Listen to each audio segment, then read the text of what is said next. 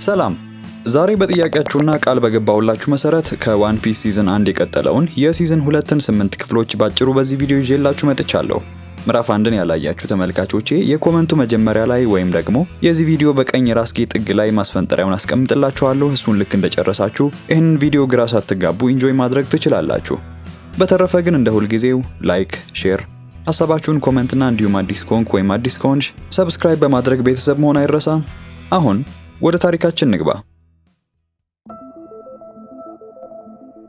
ባለፈው ምዕራፍ ስትሮ ሃትስ የተባሉት በሉፊ መሪነት ዋን ፒስ የተባለችውን ውድ ሀብት ፍለጋ ጉዞ የጀመረው የባህር ወንበዴዎች ቡድን አርሎንግን ድል ካደረጉና አቅማቸውን ካጠናከሩ በኋላ አይናቸውን ወደ ግራንድ ላይን ጥለዋል። ታዲያ በዚህ መሃል ታሪካችን የባህር ኃይል የጦር ሰፈር ወደ ሆነው ሸልታውን ወደ ተባለችው ቦታ ይወስደንና ቦታውም ባሮክ ወርክስ ብሎ ራሱን ለሚጠራ ድርጅት የሚሰሩ ሚስተር ፋይፍ፣ ሚስ ቫለንታይን እና ሚስ ኦልሰንዴይ የተባሉ 3 ኤጀንቶች በሰፈሩ ላይ ድንገተኛ ጥቃት ሲያደርሱ እንመለከታለን። የባህር ኃይል አባላቱ ከነዚህ አስፈሪ ግለሰቦች ለመሸሸግና ህይወታቸውን ለማዳን ሲሉ በድንጋጤ ወዲያና ወዲህ እየተሯሯጡ ነበር። በተለይ ሚስ ኦልሰንዴይ ወደ ጦር ሰፈሩ ዘልቃ በመግባት በዙሪያዋ ያሉትን በርካታ ወታደሮች ሃና ኖሚ የተሰኘ ፍሬ ከተመገበች በኋላ ባገኘችው ልዩ ኃይል የራሷን የሰውነት ክፍሎች በተለይም እጆቿን በማንኛውም ቦታና በጠላቶቿ አካል ላይ ጭምር በማብቀል ላለመረታትና ቦታውን አሳልፈው ላለመስጠት የጨከኑትን የባህር ኃይሎች ታስወግዳቸው ነበር። ሁሉንም ድል እንዳደረጉም ሚስ ኦልሰንዴይ፣ ሚስተር ፋይፍ እና ሚስ ቫለንታይን ቀጥታ በባለፈው ምዕራፍ ዞሮ ያስወገደው የሚስተር 7 አስክሬን ወደሚገኝበት ክፍል ያመራሉ። ሚስጥራዊ አለቃቸው የሆነው ሚስተር 0 ሚስተር 7 እንደሞተ ካወቀ እነሱን ተጠያቂ እንደሚያደርጋቸውና ቅጣቱም ከባድ እንደሚሆን ጠንቅቀው ስለሚያውቁ ይህን ግድያ የፈጸመው በፊት አዳኝ የነበረው አሁን ግን ታዋቂ የባህር ላይ ወንበዴ የሆነው ሮሮኖዋ ዞሮ መሆኑን አረጋገጡ። በዚህም ምክንያት ሶስቱም ዞሮንና መላውን የስትሮ ሃትስ ቡድን በቁርጠኝነት አድነው ለመያዝ ይወስናሉ። ሆኖም የት እንደሚያገኟቸው የሚያውቁት ነገር አልነበረምና በህይወት ተርፎ በፍርሃት ከሚንቀጠቀጠው ብቸኛው ወታደር በሉፊ የሚመራው የስትሮ ሃትስ ቡድን አሁን ያለበትን ትክክለኛ ቦታ ይረዳሉ። ከዚያም ታሪካችን ስትሮ ሃትስ ጋር ይወስደንና ቡድኑም ጎይንግ ሜሪ ብሎ በሰየሟት መርከባቸው ላይ ሆነው ወደ አደገኛው ግራንድ ላይን ጉዟቸውን ቀጥለው ያሳየናል። የዚህ ድንቅ ቡድን መሪ የየዋሃው የሉፊ ዓላማ አሁንም ያውና የማይናወጥ ነው። ያም ዋን ፒስን ማግኘትና የባህር ላይ ወንበዴዎች ንጉስ መሆን። ነገር ግን በጉዟቸው መሃል የምግብና የስንቅ ክምችታቸው እያለቀባቸው ስለመጣ ቡድኑ በአቅራቢያቸው ወዳለች አንዲት የታወቀች ደሴት ጎራ ብለው ስንቅ ለመያዝ ይወስናሉ። ያቺ ደሴት ሎግታውን ትባላለች። እሷም የቀድሞ የባህር ላይ ወንበዴዎች ንጉስ የነበረው ጎልድ ሮጀር የተወለደባትና በአድሚራል ጋርፕ ህይወቱን ያጣባት በምስራቃዊው የውቅያኖስ ክፍል ወይም ኢስት ብሉ በሚሉት ውስጥ የምትገኝ እጅግ ግዙፍና የባህር ኃይል ማዕከል ናት። ስለዚህም ናሚ፣ ሳንጂና ዞሮ እዚያ ለጥቂት ጊዜ ጎራ ብለው የሚያስፈልጋቸውን በሙሉ ለመሸማመት ወዲያውኑ ተስማሙ። ሳንጂ የቡድኑ ምርጥ ሼፍ እንደመሆኑ ለጉዟቸው የሚሆኑ ምግቦችንና ቅመማ ቅመሞችን መግዛት ይፈልጋል። ናሚም ደግሞ አዳዲስ ልብሶችን መሸመት ስለምትፈልግ ዞሮም በቅርቡ ካጣቸው ሰይፎች የተሻሉ 2 አዲስና ጠንካራ ሰይፎችን መግዛት አስፈልጎታል። ሆኖም ፈሪው ኡሶፕ ደሴቷ የባህር ኃይሉ ከፍተኛ ጥበቃ የሚያደርግባት በመሆኗ ወደዛ የመሄዳቸውን ነገር አጥብቆ ይቃወመዋል። ሉፊ ግን አራዩ አድርጎ የሚያየው የጎልድ ሮጀር አንገት የተቀላበትን ያንን ታሪካዊ ቦታ ባይኑ ለማየት ቆርጦ ተነስቶ ነበርና የኡሶፕን ፍርሃት ወደ ጎን በመተው ለመሄድ በመወሰኑ ቡድኑ ቀጣይ መዳረሻው ሎግታውንን ያደርጋሉ። ከዓመታት በፊት ታሪካችን ይወስደንና የባህር ወንበዴዎች ንጉስ የነበረው የጎልድ ሮጀር የሞት ቅጣት ሊፈጸም ባለበት ዋዜማ ላይ ያመጣናል። ጋርፕ የተባለው የባህር ኃይል አድሚራሉ የምንጊዜም ባላንጣውን በማግስቱ ለሞት አሳልፎ ከመስጠቱ በፊት በእስር ቤት ክፍል ውስጥ ሊጠይቀው መጣ። ሁለቱም ምንም እንኳን ቀንደኛ ባላንጣ ቢሆኑም በተወሰነ ደረጃ ግን ማንም በእነሱ ልክ ከፍ ያለ ሰው የለምና አንዱ ለሌላው ላቅ ያለ ክብር ነበራቸው። ታዲያ በዚህ እስር ቤት ክፍል ውስጥ ሮጀር ለጋርፕ አንድ ያልተጠበቀና እጅግ ከባድ የሆነ ትልቅ ውለታ እንዲውልለት ጠየቀው። አንተን ስለማምንህና ደግ ሰው መሆንህን ስለማውቅ ልጄን ፈልገህ ተንከባከብልኝ ሲል አደራ ይለዋል። በማግስቱም ሮጀር በህዝቡ ፊት ይገደላል። ታሪኩም ከዚህ ልብ የሚነካ ትዝታ ተመልሶ ወደ አሁኑ ጊዜ ሲያመጣን የስትሮ ሃትስ ቡድን ወደ ሎግታውን ወደብ ደርሰው ሲገቡ ያሳየናል። ከተማዋ በዕለቱ የሮጀርን የሞት ቅጣት 22ኛ ዓመት መታሰቢያ በዓልን በታላቅ ድምቀት ያከበረች ነበርና በየመንገዱ ትርምስና የደስታ ድባብ ይታይ ነበር። ስለዚህም አባላቱ ጊዜ ላለማባከን የሚፈልጉትን ሸማምተው እዚሁ አደባባዩ እንዲገናኙ ተከፋፍለው ይለያያሉ። ሼፉ ሳንጂና መሪያቸው ሉፊ ምርጥ የስንቅ ግብዓቶችን ፍለጋ ወደ ገበያው ሲያመሩ ናሚና ኡሶፕ ደግሞ ውድ የሆኑ ልብሶችንና ቁሳቁሶችን ለማየት ወደ ልብስ ገበያው አመሩ። ዞሮ ደግሞ እንደተለመደው ሰይፎችን ፍለጋ ሲያቀና ካባ የለበሰና ማንነቱ የማይታወቅ አንድ ምስጢራዊ ሰው ከሰው ሁሉ ለይቶ ከሩቅ እርምጃቸውን በጥንቃቄ እየተከታተላቸው ነበር። ታሪካችን ከከተማው መሃል ወደ ወደቡ አካባቢ ሲወስደን የከተማዋን ሰላም ለማስከበር የሚተጋውና በጭስ የተከበበው ስሞከር የተባለውን የባህር ኃይል መኮንንን እንተዋወቃለን። ስሞከር በቅርቡ የያዘውን አንድ አመፀኛ ፓይሬት እየጎተተ ነበር የመጣው። ከፍተኛ የባህር ኃይል መኮንን እንደመሆኑ መጠን የሮጀር መታሰቢያ በዓል ላይ በርካታ አደገኛ ፓይሬቶች ወደ ከተማዋ እንደሚመጡ ያውቃልና ወታደሮቹን ነቅታችሁ ጠብቁ ሲል ካዘዘ በኋላ የጥበቃ ስራውን ለመጀመር ወደ ከተማው ዘልቆ ገባ። በከተማዋ ውስጥ ናሚና ኡሶፕ በልብስ ገበያ ውስጥ በደስታ እየተዘዋወሩና ስለ አዳዲስ ፋሽኖች እያወሩ ሳሉ አንድ አረንጓዴ ጸጉር ያለው ምስጢራዊ ሰው እያንዳንዱ እንቅስቃሴያቸውን በትኩረት እየተከታተላቸው መሆኑን ፈጽሞ አላስተዋሉም ነበር። በሌላ በኩል ዞሮ ምርጥ ሰይፎችን ፍለጋ ወደ ሰይፍ መሸጫ ሱቅ እያመራ ሳለ በአጋጣሚ አንዲት ሴት ጋር ይጋጫል። ለቅጽበት በምዕራፍ 1 ላይ የምናውቃት አብሮ አደጉ ኮይና መስላው ቢደናገጥም በትህትና ደግፎ ካነሳት በኋላ ወደ ሱቁ ቀጠለ። በዚያም ኢፖን ማትሱ የተባለ የሱቁ ባለቤት ዞሮ የያዛትን ውድ ሰይፍ ሲመለከት ነጋዴ ነውና በርካሽ ዋጋ ሊገዛው ፈለገ። ሆኖም ዞሮ ለካታናው ካለው ክብር የተነሳ ፈጽሞ ጥያቄውን ማስተናገድ አልፈለገም ነበረ። በዚህ መሃል ታዲያ ታሽጊ የተባለችው ዞሮ ውጭ ያገኛት ወጣት ሴት ድንገት ወደ ውስጥ ገባችና በዞሮ ካታና ጥራትና ውበት ተደንቃ ታሞካሻቸው ትጀምራለች። ዞሮ አዲስ ካታና ፍለጋ መጥቷልና ሲያስስ በሱቁ ጥግ በቅናሽ ዋጋ የሚሸጥ አንድ አሮጌ ሰይፍ ተመለከተ። ሆኖም ኢፖን ማትሱ ሰይፉ ሳንዳይ ኪቴትሱ የተባለና የተረገመ በመሆኑ ለዞሮ ደህንነት ሲል ለመሸጥ አመነታ። ጀግናው ዞሮ ግን በድንገት ሰይፉን ወደ አየር ከፍ አድርጎ ወረወረውና እጁን ከስር ዘርግቶ ይህ ሰይፍ እኔን የማይገባኝ ከሆነ እድሌ ይወስናል በማለት ካታናው ሲወርድ እጁን ከቆረጠው ዕጣ ፈንታው መሆኑን አምኖ ለመተው፣ ካልቆረጠው ግን ሰይፉን ሊሸጥለት ተስማምቶ መጠበቅ ጀመረ። ሰይፉ በአየር ላይ የተሽከረከረ በከፍተኛ ፍጥነት ሲወርድ በሚገርም ሁኔታ የዞሮን እጅ ሳይነካው አልፎ መሬት ላይ ተሰካ። በዚህ የድፍረት ተግባሩ እጅግ የተደነቀው ኢፖን ማትሱም እውነተኛ ባለሰይፍ ካየ ቆይቷልና ሰይፉን በነፃ ከመስጠቱም በላይ የቤተሰቡ ቅርስ የሆነውን ዩባሺሪ የምትባልን ምርጥ ሰይፍ ጨምሮ በስጦታ ያበረክትለታል። በከተማዋ ትርምስ መካከል ሳንጂና ሉፊ ይለያዩና ሉፊ የልጅነት ህልሙን ለማየት ያንን ታሪካዊ መድረክ ለመጎብኘት ይሄዳል። ናሚ ደግሞ በዚህ በኩል በገበያው መካከል እየተንቀሳቀሰች ሳለ የአረንጓዴ ጸጉር ያለው ምስጢራዊ ሰው ከረጢቷን ሰርቆ ሊያመልጥ ሲል እጅ ከፍንጅ ትይዘዋለች። ናሚ እንደ አንጋፋ ሌባነቷ እንዲህ አይደለም የሚሰረቀው በሚል ስላቅ የታጀበ ሙያዊ ምክር ልትሰጠው ብትሞክርም ግትር የሆነው ያ ሰው ግን አፍሮ ጥሏት ይሄዳል። ለከተማዋ አዲስ በመሆኑ ሮጀር የተገደለበትን ቦታ የማያውቀው ሉፊ በአቅራቢያው ያሉትን ሰዎች አቅጣጫ እየጠየቀ ሳለ ያ በናሚ የተሾፈበት ባርቶሎሚዮ የተባለ ሌባ ያገኘዋል። እንደቀረበው መንገዱን ሊያሳየው ፈቃደኛ እንደሆነ በመንገር ሉፊን በውስጡ ያለውን ድብቅና አደገኛ ዓላማ ይዞ ይወስደዋል። የዋሁ ሉፊም ባርቶሎሚዮን ተከትሎ ወደ ታሪካዊ መድረክ አጠገብ ደረሰ። ፊቱ በቆመው ከልጅነቱ ጀምሮ ሊያየው ሲመኘው የነበረውን ስፍራ ተደንቆ እየተመለከተ ሳለ ግን ድንገት የሆነ አካል ባርኔጣውን ወስዶ ይጥላታል። ሉፊ የሚወዳትን ባርኔጣውን ለማግኘት እየሮጠ ሲሄድም የእሱን ሞት ከሚመኙት የድሮ ጠላቶቹ ከበጊ ዘ ክላውንና ከካፕቴን አልቪዳ ጋር ፊት ለፊት ይፋጠጣል። እነዚህ ሁለት ወንበዴዎች በሉፊ የደረሰባቸውን ውርደት ለመበቀልና የስትሮሃትስን ቡድን ለማጥፋት በሚስጥር ተባብረው መጥተው ነበር። አልቪዳ እሱን ለማጥፋት እንደመጣች ነግራ ልክ እንደዛተችበት ሉፊም እንደተለመደው ኃይሉን ተጠቅሞ ሊያስወግዳት ተዘጋጀ። ሆኖም በዚህ ጊዜ እሷም ሱቤ ኑሚ የተባለ የማንዳለጥ ኃይል የሰጣትን ፍሬ በልታ ተዘጋጅታለት ነበርና የመጣችው ሉፊ አንድ ምት ሊያሳርፍባት ፈጽሞ አልቻለም። በመጨረሻም ተሸንፎ የሰውነቱን ኃይል የሚያዳክም ከባህር ድንጋይ የተሰራ ካቴና ያደርጉበትና በቁጥጥር ስር አውለው ወደ ሞት ፍርዱ ከመሄዳቸው በፊት በአቅራቢያው ባለ ድንኳን ውስጥ የይስሙላ የፍርድ ሂደት በማድረግ ያሾፉበት ጀመሩ። በከተማው ውስጥ ያለው ውጥረት ጣሪያ በነካበት ወቅት ስሞከር በታሪካዊው መድረክ አካባቢ አደገኛ ወንበዴዎች መታየታቸውን የሚገልጽ አስቸኳይ ሪፖርት ስለደረሰው ወዲያውኑ ከረዳቱ ታሺጊ ጋር በመሆን ሁኔታውን ለማጣራት ወደ ስፍራው አመራ። በሌላ በኩል ቀሪዎቹ የስትሮ ሃትስ አባላት መሪያቸው ሉፊ መጥፋቱ እጅግ አሳስቧቸው ነበርና ወደ መድረኩ የሚጎርፈው የከተማውን ሕዝብ ተከትለው በመሮጥ ላይ ነበሩ። እዚያም ሲደርሱ ባላንጦቻቸው በጊና አልፊዳ ሉፊ ላይ የሞት ፍርድ አዘው በታላቅ ድምቀት ሊያስወግዱት እየተዘጋጁ መሆናቸውን ተመለከቱ።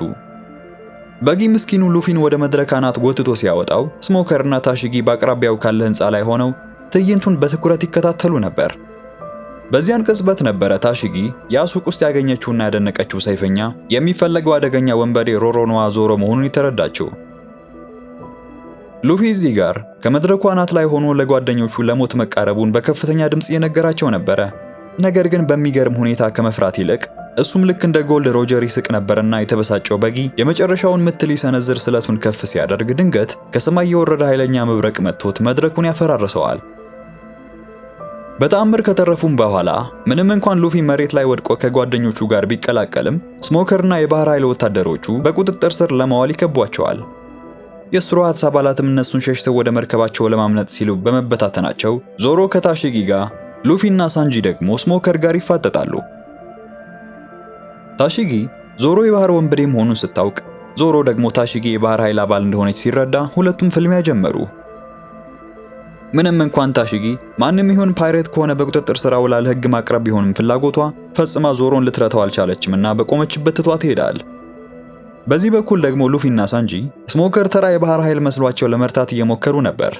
ነገር ግን ስሞከር ሙሙኖሚ የተባለን ፍሬ በልቶ ወደ ጭስ የመቀየር ልዩ ኃይል ነበረውና በሉፊ ተደጋጋሚ ምትም ሆነ በሳንጂ ሳይበገር አሳምኖ ይረታቸዋል። በመጨረሻም ሉፊን ድል ነስቶ ለማስወገድ የመጨረሻውን ምት ሊሰነዝር ሲል ያ ሲከታተላቸው የነበረ ካባ የለበሰ ሚስጥራዊ ሰው በድንገት በመቅረብ ያስቆመውና ሉፊን ታድጎ ስሞከርንም ይዞት ይሰወራል። ሉፊና ሳንጂም ይህንን ክፍተት በመጠቀም ወደ መርከባቸው ተመልሰው ከሌሎቹ ጋር ይቀላቀሉና ከፊታቸው የሚመጣውን ታላቅ ማዕበል ተከትለው ደሴቲቱን ለቀው ወደ ግራንድ ላይን ይፈረጥጣሉ። ልክ እነሱ እንደሄዱ ታሺጊ በባሩ ውስጥ ለብቻዋ ተቀምጣ ስሞከርን እየጠበቀች ነበር። በድንገት በታሪካችን መግቢያ ላይ የተዋወቅናት ሚስ ኦልሳንዳይ በዚህ ጊዜ ትመጣና ታሺጊ ያላትን የሰይፍ ልዩ ብቃት ተመልክታ ባሮክ ወርክስ የተባለው ድርጅታቸው እንድትቀላቀል ግብዣ ታቀርብላታለች። ስሞከር እንደመጣ ሉፊ በሞት አፋፍ ላይ ሆኖ ልክ እንደ ሮጀር መሳቁ አስቆጥቶታልና ለረዳቱ ለታሺጊ ከጠዋት ጀምሮ እነዛን ስትሮ ሃትስ የተባሉ የባህር ወንበዴዎችን አድኖ እንደሚይዛቸውና የሚያደርጉትም ጉዞ ፍጻሜውን እንደሚያገኝ ቃል ይገባላታል። በዚህ በኩል ቡድኑ የታላቁና አስፈሪው ግራንድ ላይን መግቢያ ወደ ሆነው ሪቨርስ ማውንቴን ተብሎ ወደሚጠራው ተራራ ደረሱ። ቦታው ብዙዎች እንደ ሉፊ ያሉ መርከበኞችን መንገድ ላይ ያስቀረ ቢሆንም ሁሉም በቁርጠኝነት ያንን ወደ ሰማይ የሚወጣውን የውሃ ሞገድ ተጋፍጠው ለመሻገር ጉዟቸውን ይቀጥላሉ። በስኬት ያንን የመሰለ የሞት ወጥመድን በጋራ ተባብረው ልክ ወደ ግራንድ ላይን እንደገቡ አቅጣጫቸውን ቀይሰው አዲስ መንገዳቸውን ይጀምሩና ከተራራው አናት ላይ በከፍተኛ ፍጥነት ቁልቁል መውረድ ጀመሩ። ሆኖም በተራራው ግርጌ አንድ መንገዱን ዘግቶና አፉን ከፍቶ እየጠበቃቸው ያለን ላቡን የተባለ አሳ ነባሪን ተመለከቱ። ሉፊ አሳ ነባሪው ጋር መጋጨታቸው አይቀሬ መሆኑን ሲረዳ በፍጥነት ከቦታው እንዲርቅ ለማድረግ ሞከረ። ሆኖም ከፍጥነቱ የተነሳ መሪው ተሰብሮ ነበርና መርከቧ ከቁጥጥር ውጭ ሆና የሉፊን ጓደኞች ይዛ በቀጥታ ወደ ላቡን አፍ ትገባለች። ሉፊ ሲነቃ በሪቨርስ ተራራ የታችኛው ክፍል በሚገኘውና ትዊን ኬፕስ ተብሎ በሚጠራው ሰላማዊ ዳርቻ ላይ ራሱን ያገኘዋል። አርቆ ሲመለከትም ላቡን ጓደኞቹን ውጦ ሲንጎራደድ በመመልከቱ አፉን ከፍቶ እንዲተፋቸው በጩኸት ሊያናግረው ሞከረ። ግዙፉ ፍጡር ግን እሱን ችላ በማለት ወደ መጣበት ወደ ጥልቁ ይገባል። በዚህ ቅጽበት ነው ሉፊ በዚያ ምድር ላይ ለብቻው የሚኖረውን ክሮከስ የተባለው አዛውንትን ያገኘው። ታዲያ በድንገት ላቡን ዳግመኛ ወደ ላይ ይወጣና በከፍተኛ ሐዘንና ቁጣ ተሞልቶ ራሱን በሬድ ላይን ግዙፍ ግንብ ላይ ደጋግሞ መጋጨት ጀመረ። ይህን የተመለከተው ሽማግሌ ክሮከስም ሁኔታውን ለማረጋጋት አሳ ነባሪውን ለተወሰነ ጊዜ የሚያደነዝዘውን ማስታገሻ በግዙፍ መርፌ መልክ አስወንጭፎ ይወጋዋል። ከዚህም የተነሳ ላቡን ለጊዜው ሰላም አግኝቶ ተመልሶ ወደ ውስጥ ሲገባ ሉፊም በዚህ በኩል የሚወዳቸው ጓደኞቹ አሁንም በአሳ ነባሪው ሆድ ውስጥ በመሆናቸው እነሱን በማውጣት እንዲረዳቸው ክሮከስን ይጠይቀዋል። ሆኖም አዛውንቱ ፊቱን አዙሮ ጓደኞቼ የተዋጡለት ነው የሞቱት በማለት ትቶት ይሄዳል። ሆኖም እውነታው ከዚህ የራቀ ነበር። በላቡን ግዙፍ የሆድ ዕቃ ውስጥ ናሚ፣ ኡሶፕና ሳንጂ በተአምር በሕይወት ነበሩ። ስለዚህም አሁን ዋና ግባቸው መውጫ መንገድ መፈለግ ነበርና እያንዳንዳቸው የየራሳቸውን ድርሻ ተከፋፍለው ይሰማራሉ። ሳንጂና ኡሶፕ በአሳ ነባሪው ሆድ ውስጥ በሚገኙትና ቀድሞ በተዋጡት በርካታ የተሰባበሩ መርከቦች መካከል ለተበላሸችው መርከባቸው የሚሆን መሪ ፍለጋ ሲሄዱ፣ ናሚና ዞሮ ደግሞ ሁሉንም ሰው ከዚህ ግዙፍ ፍጡር ሆድ ውስጥ በሰላም ለማውጣት የሚያስችል ጥንቃቄ የተሞላበት ስልት በመንደፍ ላይ ይጠመዳሉ።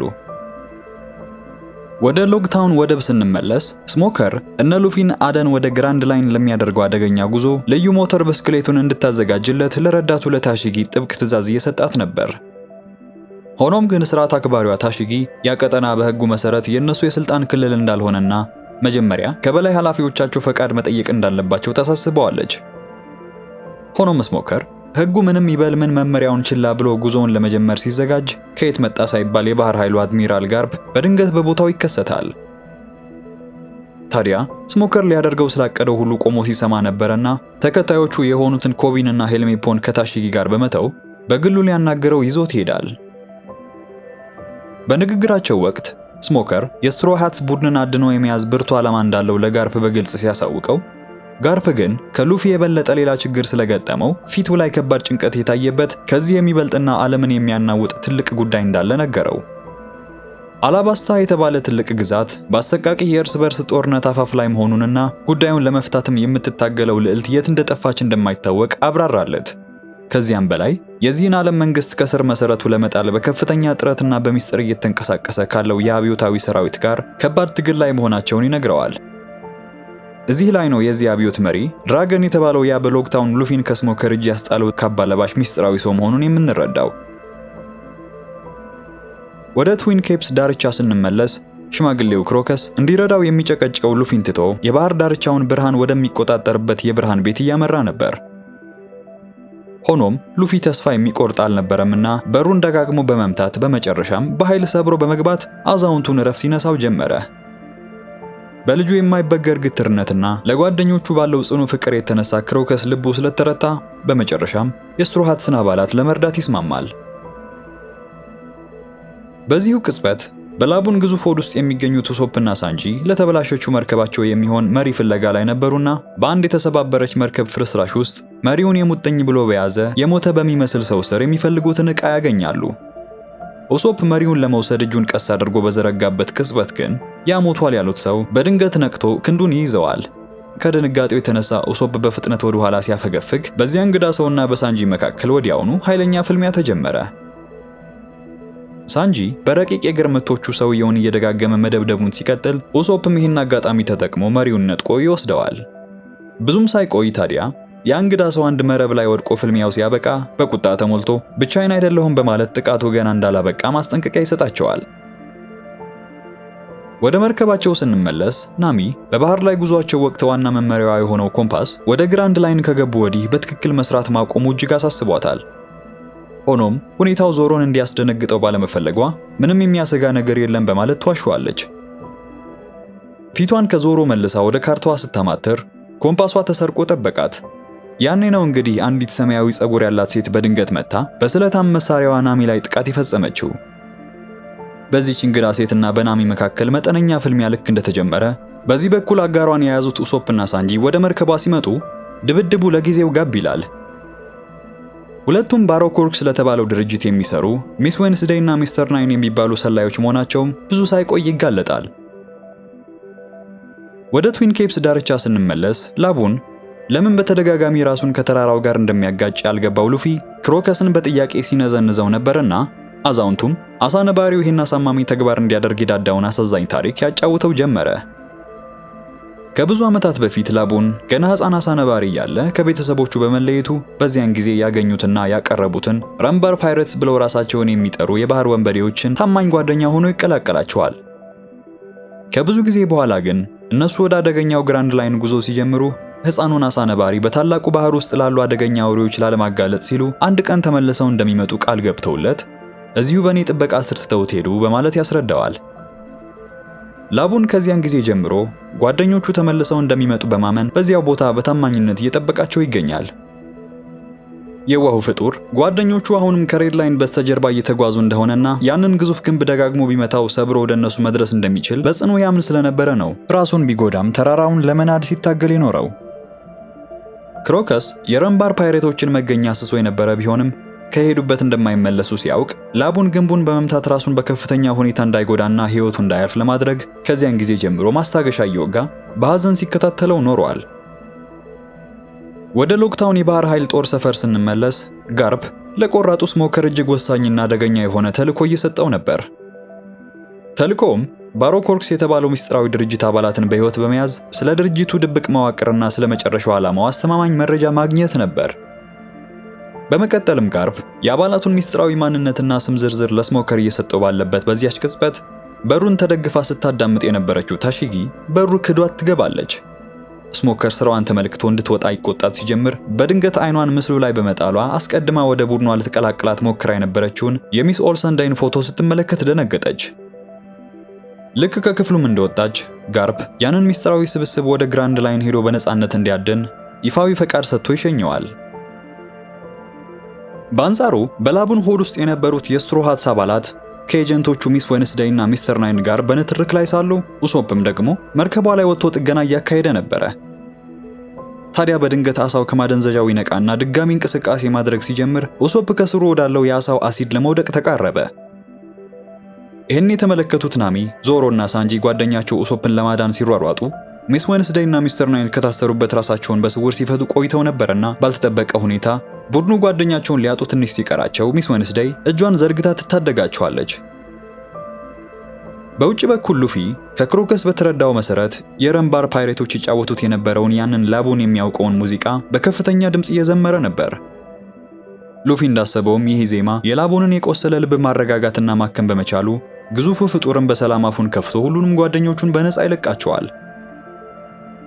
ከአደጋው በኋላ በዚህ ሚስጥራዊ ባህር ውስጥ ለመጓዝ ተራ ኮምፓስ እንደማይሰራና ሎግ ፖስ የሚባል ልዩ መሳሪያ እንደሚያስፈልጋቸው ከክሮከስ ትረዳለች። እንደ ድል ሆኖም አዛውንቱ ይሄ መሳሪያ እጁ ላይ ነበረና ለጉዞ እንዲረዳቸው በማለት በስጦታ ያበረክትላታል።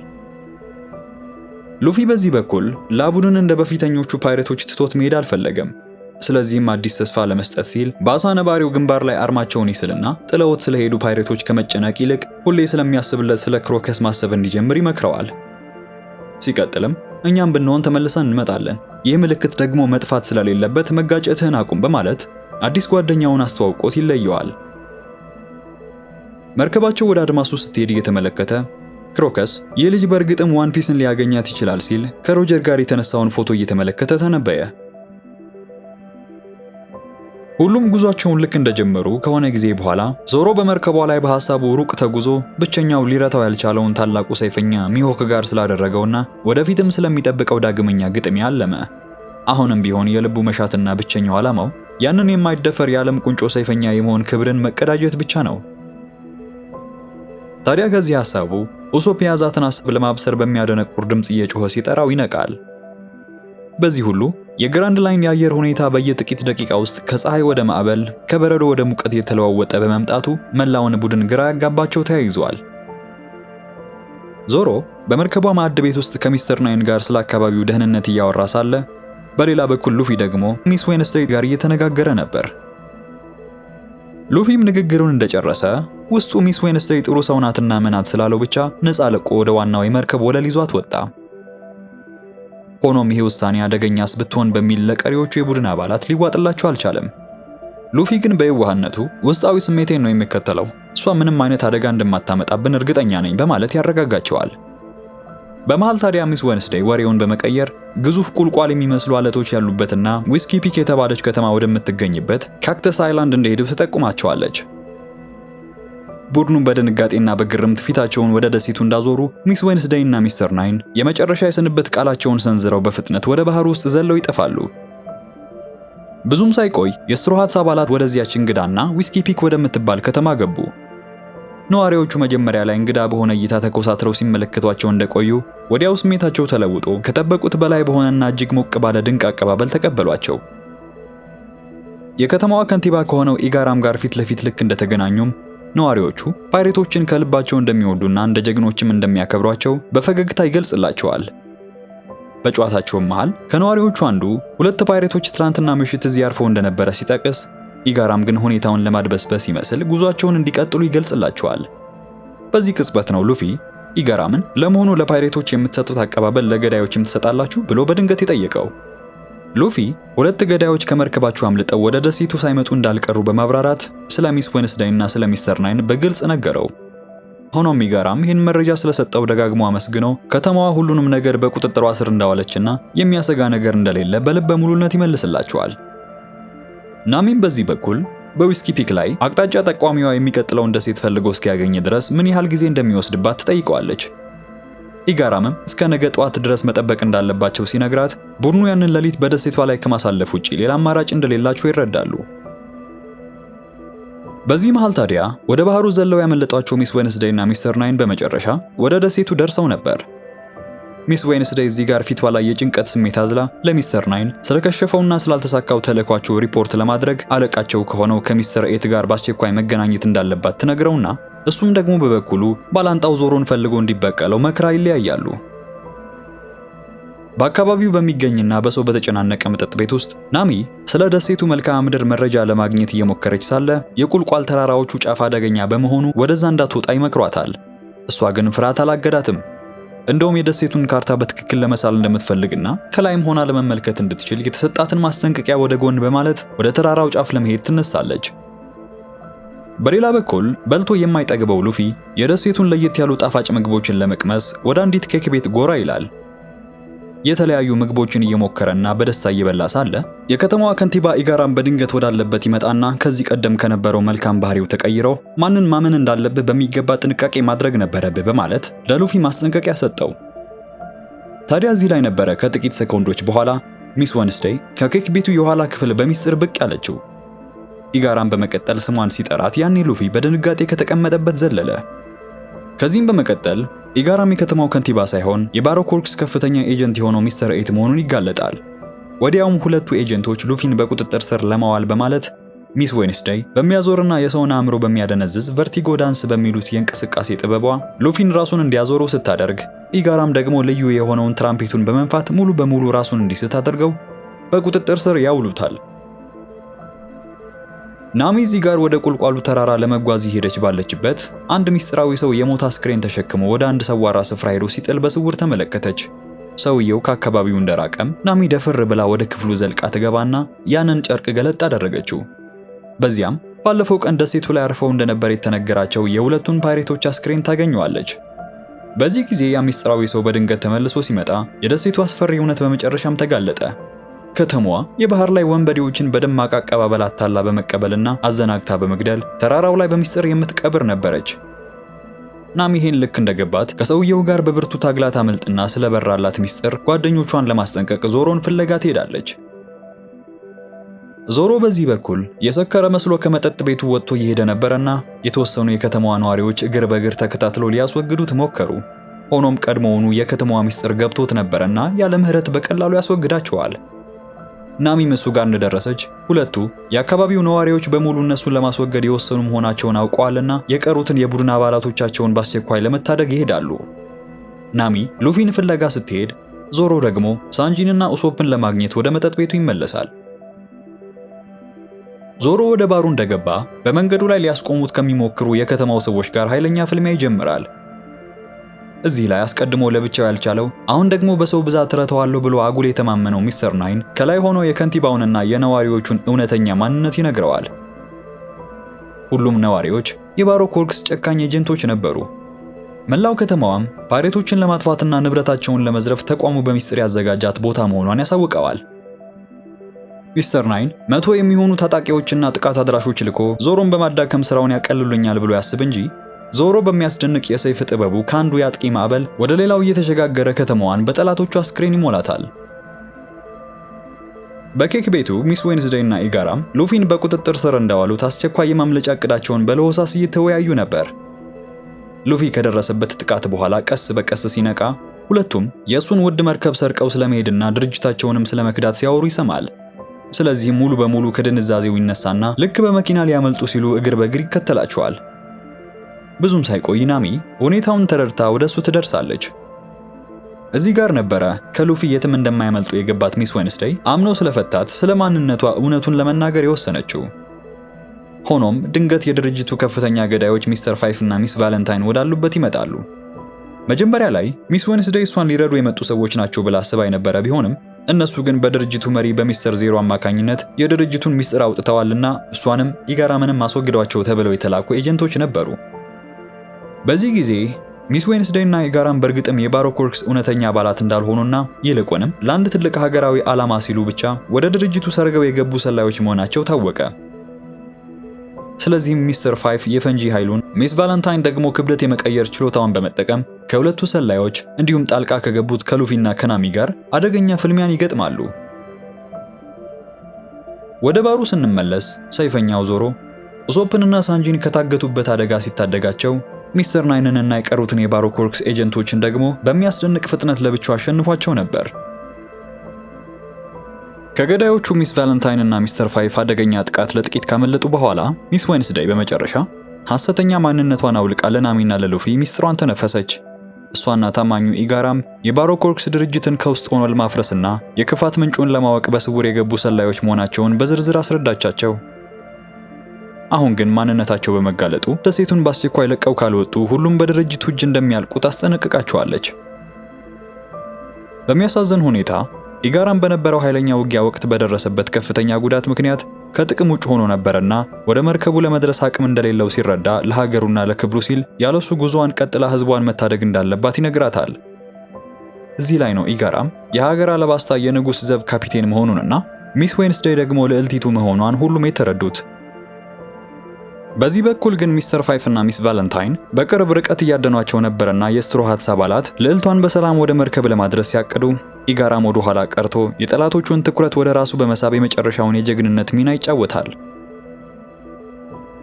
መርከቧ ቀስ በቀስ ወደቡን ለቃ ስትሄድ ሚስተር ፋይፍ በጭካኔ የፈንጂ ኃይሉን በመጠቀም ኢጋራምን ያስወግደዋል። ይህን ሁሉ ጥፋት ከመርከቧ ላይ ሆና ስትመለከተው የነበረችው ልዕልቷ ሚስ ዌንስዴይም በከፍተኛ ሐዘን ውስጥ ሆና ትጮህ ነበር። በማግስቱ ጠዋት ጨካኞቹ ኤጀንቶች ሚስተር ፋይፍ እና ሚስ ቫለንታይን አሁንም ማደናቸውን ቀጥለው ወደ ሚስተር ናይን በመጠጋት የቀድሞ አጋሩ የሆነችው ሚስ ዌንስዴይን አድኖ አሳልፎ እንዲሰጣቸው ለማሳመን ሞከሩ። ሚስተር ናይን ግን ሚስ ዌንስዴይ ካመለጠች አለቃቸው ሚስተር ዜሮ የሚቀጣቸው እነሱን እንጂ እሱን ባለመሆኑ ጥያቄያቸውን ለመቀበል ፈጽሞ ፈቃደኛ አልነበረምና በዚህ የተናደደችው ሚስ ቫለንታይንም ያለምንም ርህራሄ እዛው እርምጃ ትወስድበታለች። በዚህ በኩል መርከቧ ላይ ያለው ሁኔታ መረጋጋት ሲጀምር ልዕልቷ በመጨረሻ ለነሉፊ እሷ የሀገረ አላባስታ ልዕልት የሆነችውና የጠፋቸው ነፍታሪ ቪቪ መሆኗን በይፋ ትገልጥላቸዋለች። ባሮክ ወርክስ የተባለው ሚስጥራዊ ድርጅት በትውልድ ሀገሯ ውስጥ የእርስ በርስ ጦርነት እንዲቀጣጠልና ህዝቡ እርስ በርሱ እንዲጨራረስ እያሴረ መሆኑንም በሐዘን ታስረዳቸዋለች። ከዚህም የተነሳ እሷና ኢጋራም በድርጅቱ ውስጥ በስውር በመግባት ሀገሯን ከጥፋት ሊታደግ የሚችል አንድ ትልቅና አደገኛ ሚስጥር ያገኛሉ። እሱም ማንም አይቶት የማያውቀውን የድርጅቱ መሪ የሚስተር ዜሮ እውነተኛ ማንነትን ነበር ያገኙት። በዚህ ቅጽበት በድንገት ከሰማይ የሚረግፉ የሚመስሉ የሚያማምሩ ሮዝ አበቦች በመርከቧ ወለል ላይ በዝግታ መርገፍ ጀመሩ። በሁሉም አባላት ልብ ውስጥ ፍርሃትና ግርምት ሲሞላ ከየት መጣች ሳትባል ሚስ ኦልሳንዴይ መርከባቸው ላይ ተቀምጣ ይመለከቷታል። የሚስተር ዜሮ የቀኝ እጅ የሆነችው ይህች ሚስ ኦልሳንዴይ የሚሏት ኤጀንት ወደ መርከባቸው እንደመጣች ሁሉም በድንጋጤ ሊያጠቋት ሞከሩ። ሆኖም በልዩ ኃይሏ ወዲያውኑ በተቀመጠችበት ሆና እንደረታቻቸው አመጣጧ ለጠብ እንዳልሆነና ልታስወግዳቸው ብትፈልግ በቀላሉ ልትፈጽመው እንደምትችል ትነግራቸዋለች። ሁሉም እንደተረጋጉም ቀጣይ መዳረሻቸው የሆነችው ሊትል ጋርደን የተባለችው ደሴት መሆኗን እንዳሳወቀቻቸው ይህች ደሴት ለሰው ልጅ እጅግ አደገኛና ገዳይ መሆኗን ታስጠነቅቃቸዋለች። ስለዚህም በእጇ የያዘችውን ኢተርናል ፖስ የተባለውን ሁልጊዜ ወደ አንዲት ደሴት ብቻ የሚጠቁም ልዩ ኮምፓስ ለሉፊ ታበረክትለታለች። ይህ ኮምፓስ በቀጥታ ወደ አንድ ራቅ ያለና ሰላማዊ ቦታ የሚወስዳቸው ሲሆን ወደዚያች ቦታን በመሄድ በሊትል ጋርደን ሊገጥማቸው የሚችለውን የተፈጥሮ አደጋ ወይም በባሮክ ወርክስ ኤጀንቶች በኩል የሚጠብቃቸውን አሰቃቂ ችግር ሙሉ በሙሉ ማስቀረት እንደሚችሉ ገለጸችላቸው። ነገር ግን ነፃነትን የሚወደውና በራሱ የሚተማመነው ሉፊ ለአንዲት ሰከንድ እንኳን ውስጡ ሊያምናት አልቻለም። የጠላትን እርዳታ መቀበል ለክብሩ የማይመጥን መሆኑንም ጥያቄዋን ወዲያውን ውድቅ በማድረግ ያንን የሰጠችውን ኮምፓስ በእጁ ጨምድዶ ይሰብረዋል። ይህ የድፍረት እርምጃ ያስገረማት ሚስ ኦልሳንዴይም ለስትሮ ሃትስ አባላት ለልዕልቲቱ ከለላ ለማድረግ በመወሰናቸው የሚስተር ዜሮ ዋነኛ የጥቃት ኢላማ ውስጥ መግባታቸውን አስጠንቅቃ ትለያቸዋለች። የስትሮ ሃትስ አባላት በመጨረሻ ሊትል ጋርደን የተባለችው ደሴት ላይ ደረሱ። ደሴቷ ገና ከሩቅ ስትታይ ሰው የማይኖርባትና ከብዙ ሺህ ዓመታት በፊት የነበረውን ያንን የጥንት ዘመን ዓለም ትመስል ነበረ። በሰዎችም ፋንታ በእኛ ዘመን የማይገኙ እጽዋትንና እንደ ዳይኖሰሮች ያሉ አስፈሪ ፍጥረታትን የያዘች ደሴት ነበረች። ቡድኑም ይችን እንግዳ ደሴት ለማሰስ እንደተከፋፈሉ ናሚ ሁልጊዜም አደጋን የሚሸሸው ፈሪው ኡሶፕ ፈርቶ ወደ መርከቧ እንደተመለሰ አስተውላለችና ብቻውን እንዳይሆን በፍጥነት ተከትላ ወደ መርከቧ አቀናች። እሷም ኡሶፕን አሳምና እንዲመለስ ለማድረግ እየሞከረች ሳለ ምድርን የሚያናውጥ አንድ ግዙፍ ሰው በመርከቧ አቅራቢያ በድንገት ተከሰተ። ይህ ብሮጊ የሚባለው ግዙፍ ፍጡርም እንደቀረባቸው የሚጠጣ ቢራ ካላቸው በጎርናና ድምፁ ይጠይቃቸዋል። ያላቸውን ጠጥቶ ከጨረሰ በኋላም ሁለቱን ጓደኛ ማቾች በእጁ ተሸክሞ ወደ ማደሪያው ይዟቸው ሄደ። በሌላ በኩል በሊትል ጋርደን ጥቅጥቅ ያለ ደን ውስጥ ዞሮና ሳንጂ ማን ትልቅ አደን እንደሚያድን እየተፎካከሩ ለራት የሚሆን አንድ ግዙፍ ዳይኖሰር ይገድላሉ። በመሃል ግን ዞሮ በአካባቢው እንግዳ የሆነ የትንሽ ልጅ የፌዝ ሳቅ ስለሰማ በትኩረት ሊከተላት በመሞከሩ መንገዱን ስቶ ይሄዳል። ያቺ ትንሽ ልጅ ሚስ ጎልደን ዊክ የተባለች የባሮኮርክስ ሌላኛዋ ኤጀንት በመሆኗ በዞሮ እግር ላይ በሚስጥር ቢጫ ምልክት ታደርግበትና የዞሮ አይኖች ለቅጽበት ወደ ቢጫ ቀለም ተቀይረው በአስማቷ ቁጥጥር ስር እንዲወድቅ ታደርገዋለች። በዚህ መሃል ሉፊና ልዕልት ቪቪ ረጅም አንገት ባለውና በዝግታ በሚጓዝ ዳይኖሰር ራስ ላይ ሆነው እየተዝናኑ ባለበት ሉፊ በአቅራቢያው የሚገኝ አንድ የሚበስል የጣፋጭ ምግብ ሽታ ወደው። ስለዚህም የሆዱ ነገር የማይሆንለት ሉፊ ወዲያው ዳይኖሰሩን ሽታ ወደሚመጣበት ስፍራ እንዲሄድ አድርገው እዛ እንደደረሱ በአንድ ትልቅ እሳት ላይ የሚጠበስ አንድ ግዙፍ አሳ ያገኛሉ። ቪቪ ምግቡ የሌላ ሰው ሊሆን እንደሚችልና ከተመገቡትም አደጋ እንደሚያመጣባቸው ብታስጠነቅቀውም ሉፊ ግን የምግብ ፍቅር አሸንፎት ወዲያውኑ መብላት ጀመረ። በዚህ ቅጽበት ነው አንድ ግዙፍ ፍጡር ምድርን እያንቀጠቀጠ ወደ እነሱ የቀረበው። ቀደም ብሎ የታየው ሌላኛው ግዙፍ ሰው ናሚንና ኡሶፕን ይዞ በሚገኝበት ዋሻ ውስጥ ሁለቱም ለምሳው አብስሎ ሊበላቸው ስለመሰላቸው በፍርሃት ውስጥ ነበሩ። በኋላ ግን በደግነት እንግዶቹ አድርጎ ሰርቶ ሊያስተናግዳቸው ብቻ እንደሚፈልግ ሲረዱ ተረጋግተው መጫወት ይጀምራሉ። ራሱን ብሮጊ ብሎ ካስተዋወቃቸው በኋላ ኤልባፍ ከተባለች ምድር የመጣና የምድሩ ምርጥ ተዋጊ በመባል የሚታወቅ ታላቅ ጀግና መሆኑን ያጫውታቸዋል። ይህ በእንዲህ እንዳለ ደግሞ ሉፊና ቪቪ ያጋጠማቸው ያቁጡ ግዙፍ ሰው ልክ እንደዚህኛው ሁሉ ሰላማዊ ፍጡር ነበርና ዶሪ እንደሚባል እሱም እንደ ጓደኛው የኤልባፍ ብቸኛው ምርጡ ተዋጊ እንደሆነ ይነግራቸዋል። በዚህ መሃል ሚስተር ፋይፍ እና ሚስ ቫለንታይን የተሰጣቸውን ተልዕኮ በብቃት ካልተወጡና ልዕልቲቱን ካልገደሉ ጨካኙ መሪያቸው ሚስተር ዜሮ በሞት እንደሚቀጣቸው በሚገባ ስላወቁ በከፍተኛ ፍጥነት ወደ ደሴቷ ይመጣሉ። ጥቅጥቅ ባለው ጫካ ውስጥ መንገድ እየጠረጉ ሲጓዙም በድንገት ከነጭ ሰም የተሰራውንና የባሮኮርክስ ወኪል የሆነውን የሚስተር ስሪን ቤት ያገኙታል። ሚስተር ፋይፍ እና ሚስ ቫለንታይን ልዕልት ቪቪን ለመያዝ ባለመቻላቸው ተደጋጋሚን በፈጸሙት ስህተት መሰረት ሚስተር ዜሮ ታማኙ ሚስተር ስሪን እና ረዳቱን ሚስ ጎልደን ዊክን ተልኮን በበላይነት እንዲረከቡና ስህተቱን እንዲያርሙ ልኳቸዋል። በዚህ ጊዜ ሚስተር ስሪ ስራቸውን በተገቢው ላልሰሩትና ቅጣት እንዲቀበሉ የተፈረደባቸውን ኤጀንቶች አንድ ስምምነት እንዲያደርጉ ምርጫ ያቀርብላቸዋል። እነሱ እነዚያን እቅዱ የሚያበላሹበትን ሁለት ግዙፍ ፍጥረቶችን ካስወገዱለት እሱ ደግሞ ሚስተር ዜሮን ለምኖ ሁለተኛ እድል እንዲሰጣቸው ሊያደርግ እንደሚችል ይነግራቸዋል። ሁለቱም ሌላ አማራጭ ስለሌላቸው በዚህ ሴራ ይስማማሉ። በሌላ በኩል በብሮጊ ዋሻ ውስጥ ናሚና ኡሶፕ እየተጫወቱ ሳለ የደሴቱ እሳተ ገሞራ በከፍተኛ ድምፅ ይፈነዳል። ይህ ፍንዳታ ለሁለቱም ግዙፍ ፍጥረታት ለክብራቸው ሲሉ ማን የተሻለ ተዋጊ እንደሆነ የሚፈትኑበት ሰዓት መድረሱን የሚያበስር የጦርነት ጥሪ ነበር። ብሮጊና ዶሪ ከ100 ዓመታት በላይ በዚች ደሴት ላይ ሲፋለሙ ቆይተዋል።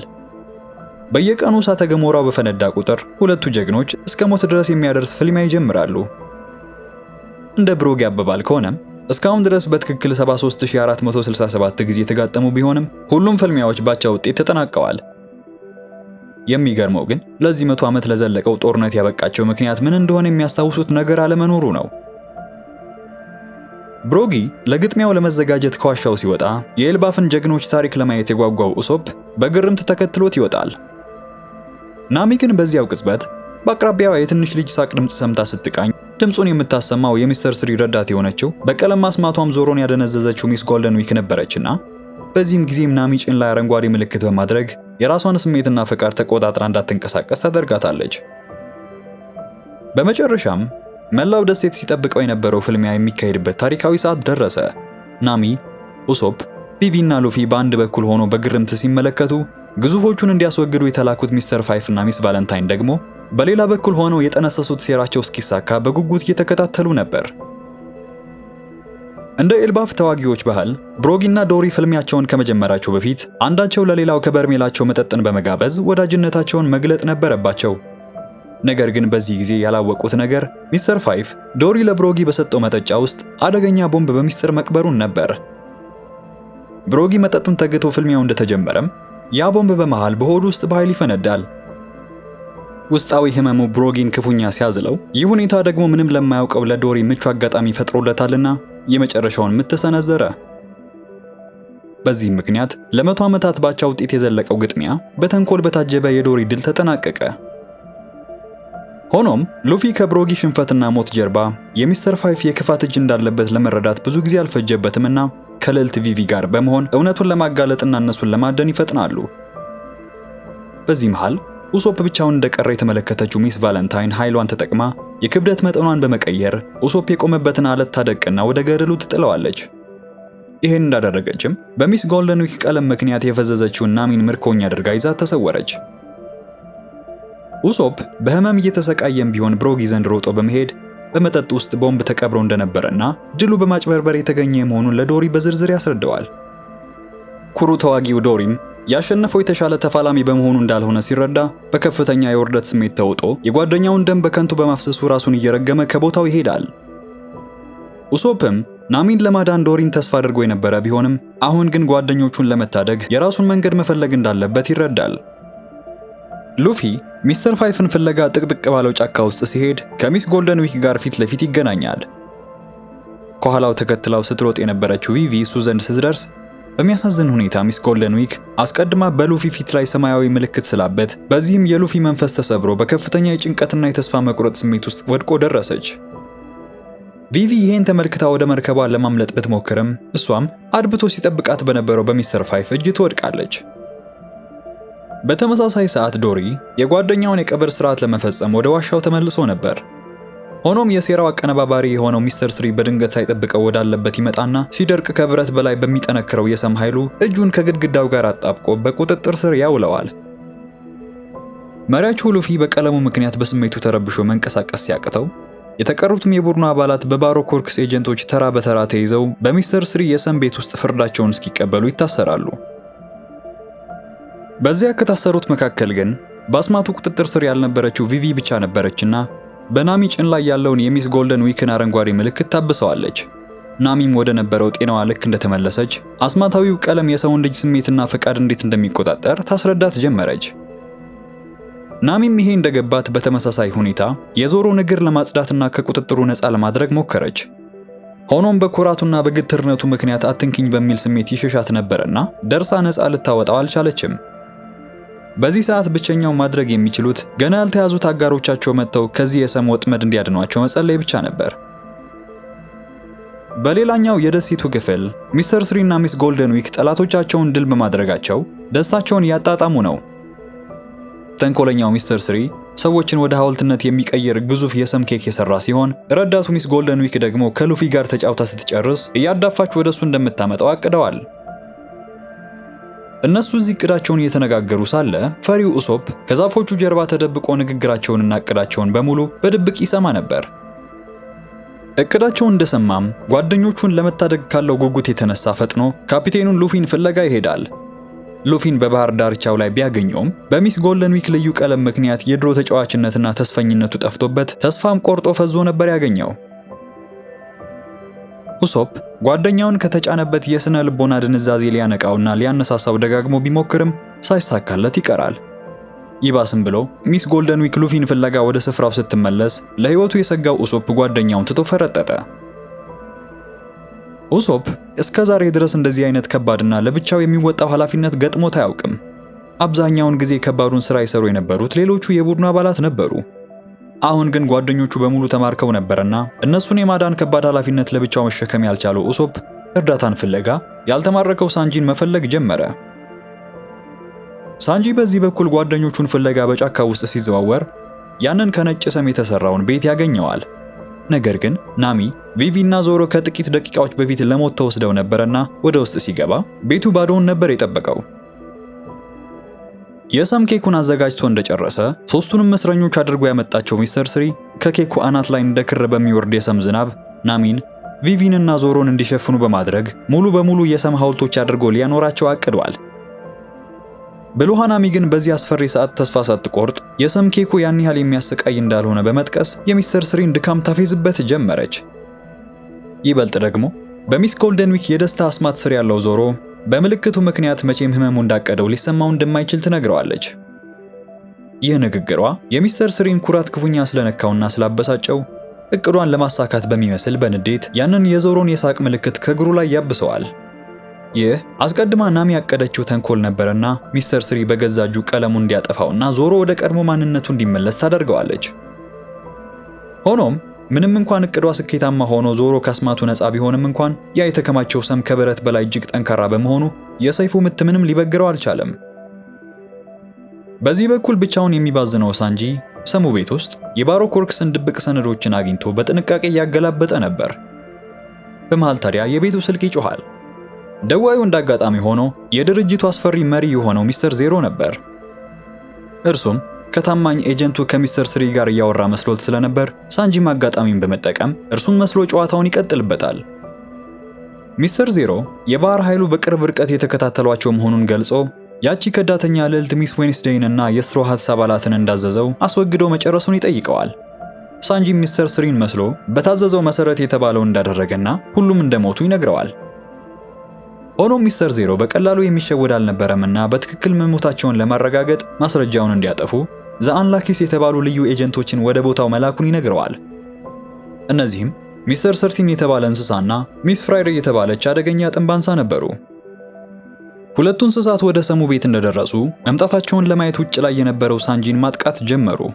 ሆኖም ለብቃቱ የሚመጥኑ አልነበሩምና ሳንጂ በቀላሉ ድል እንዳደረጋቸው እያወራ ያለው ከሚስተር ስሪ ጋር እንዳልሆነ ስለተረዳ እሱና የተቀሩት የስትሮ ሃትስ አባላት ለልዕልቲቱ ቪቪ ሲሉ የድርጅታቸውን ተልዕኮ በማደናቀፋቸው መጨረሻቸው ሞት እንደሚሆን ዝቶ ስልኩን ይዘጋዋል።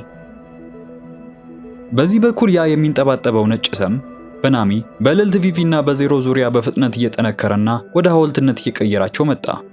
ተንኮለኛው ሚስተር ስሪ እዚህ ላይ በልዕልቷ ቁስል ላይ እንጨት ለመስደድ በመፈለጉ በትውልድ ሀገሩ አላባስታ የሚገኙ ታማኝ ንጉሳዊ የጦር አባላት በገዛ ንጉሳቸው ላይ የሚደረገውን አመጽ ለመቀላቀል መወሰናቸውንና ከዚህም የተነሳ ስለሚመጣው ታላቅ ትርምስ በዝርዝር ይተርክላት ጀመር።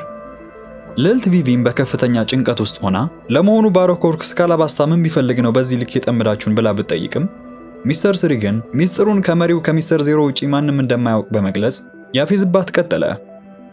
ቪቪ በሀገሯ የመፍረስ አደጋ ዜና ተደናግጣ ባለችበት ወቅት ናሚና ዞሮ ግን ካፒቴናቸው ሉፊ በመጨረሻ መጥቶ ከዚህ ሞት እንደሚታደጋቸው ተስፋ ማድረጋቸውን አላቆሙም። በሌላ የደሴቱ ክፍል ብቻውን እንደቀረና ለብቻው ምንም አድርጎ ጓደኞቹን ማዳን እንደማይችለው የደመደመው ኡሶፕ በታላቁ ብሮጊ አማካኝነት ብርታት የሚሰጥና የጀግንነት መንፈስ የሚያነሳሳ ምክር አገኘ። ይህ ምክር በውስጡ ያለውን ፍርሃት ስለገፈፈለት እስከ ሞት ድረስም ቢሆን ተዋግቶ ጓደኞቹን ለመታደግ ያስጨክነዋል። በዚህ ሁሉ ግን ሁኔታው ለሉፊ ተባብሶ ቀጥሎ ነበር። ሚስ ጎልደን ዊክ በተለያዩ ቀለማት ስታሰቃየው ልክ እንደቆየች በመጨረሻም ወደሚፈራው ውቅያኖስ እንዲገባ ታዘዋለች። ሉፊ ምንም እንኳን ፍሬዋን ከበላ በኋላ ጨዋማ ውሃ ጥንካሬውን እንደሚነጥቀው ቢያውቅም ትዕዛዟን ተቀብሎ በቀጥታ ወደ ባህሩ ገባ። ልክ ሙሉ በሙሉ በውሃ ውስጥ ሊሰጥምና ሊሞት ሲቃረብ ነበረ ኡሶፕ ደርሶ በከፍተኛ ድምፅ ስሙን እየጠራ የታደገው። ካፒቴኑን ከሞት ለማውጣት ወደ ባህሩ ሲጣደፍ በአጋጣሚ የሚስ ጎልደን ዊክን አስማታዊ የቀለም መቀቢያ ረገጠው። በዚህ ቅጽበት ቀለሙ ተስፈንጥሮ በቀጥታ ፊቷ ላይ በማረፉና የተለያዩ ቀለማት በፊቷ ላይ በመቀባታቸው የሚስ ጎልደን ዊክ ጠባይና ስሜት በከፍተኛ ሁኔታ መለዋወጥ ጀመረ። ኡሶፕ ሉፊን ከውቅያኖስ ውስጥ በተሳካ ሁኔታ ጎትቶ ልክ እንዳስወጣው ከአስማቱ ቁጥጥር ውጭ የወጣው ሉፊም ወዲያውኑ የተቀሩት ጓደኞች የት ናቸው በማለት ይጠይቀዋል። ሉፊና ኡሶፕ ወደ ቦታው ሲደርሱ ሶስቱም በዚያ እንደ ብረት በጠነከረ ሰም ሙሉ በሙሉ ተጠፍረውና ለህልፈት ተቃርበው አገኟቸው። ይህ አሰቃቂ ትዕይንት ሉፊን ስላስቆጣው የጓደኞቹን ህይወት አደጋ ላይ የጣለውን ሚስተር ስሪን ለአንዴና ለመጨረሻ ጊዜ ለመቅጣትና ሂሳብ ለማወራረድ በመላው ደሴቱ ያሳደደው ጀመረ። በዚህ መሃል ብቻውን የቀረው ምስኪኑ ኡሶፕ ከሚስተር ፋይፍ እና ከሚስ ቫለንታይን ጋር ፊት ለፊት ተፋጠጠ። አስቀድሞ ለነፍሱ የሚሳሳው ኡሶፕ አሁን ግን ለጓደኞቹ ደህንነት ቅድሚያ በመስጠት ሁለቱን ኤጀንቶች አንድ ለአንድ ለመፋለም ይዘጋጃል። ምንም እንኳን ባይችላትም ሚስ ቫለንታይንን በመገዳደር ብልጠት የተሞላበትን እርምጃ ወሰደ። በምታሳርፍበት ከፍተኛ ክብደት ያለው ቡጢ ሰሙ ሲሰነጠቅና ናሚ፣ ቪቪና ዞሮ ከዛ የሞት ወጥመድ ተላቀው ልክ እንደወጡ ነፃነታቸውን የተቀዳጁት ጀግኖቹ ወዲያውኑ ፍልሚያውን ተቀላቀሉት። ዞሮ በቁጣ ተሞልቶ ከሚስተር ፋይፍ ጋር ሲጋጠም ናሚና ልዕልት ቪቪ ደግሞ ተባብረው ሚስ ቫለንታይንን ይፋለሟት ጀመሩ። በዚህ በኩል ደግሞ ሉፊ ተንኮለኛውን ሚስተር ስሪን በጫካው ሲያሳድድ እንደቆየ ተከትሎት ዶሪ አሁንም በሰም ታስሮ ወደሚገኝበት የብሮጊ ዋሻ ይደርሳል። ተስፋ ያልቆረጠው ሉፊም ከብዙ ግብግብ በኋላ ሚስተር ስሪ የሚልክበትን የሰም ጥቃት በመበጣጠስ እንዳይሽር አድርጎ ያስወግደዋል። በመጨረሻም የስትሮ ሃትስ አባላት ሶስቱንም የባሮክ ወርክስ ጨካኝ ኤጀንቶችን ድል እንዳደረጓቸው በሰም ወደ ሐውልትነት ተቀይሮ የነበረውን ዶሪን ከታሰረበት ነፃ ያወጡታል።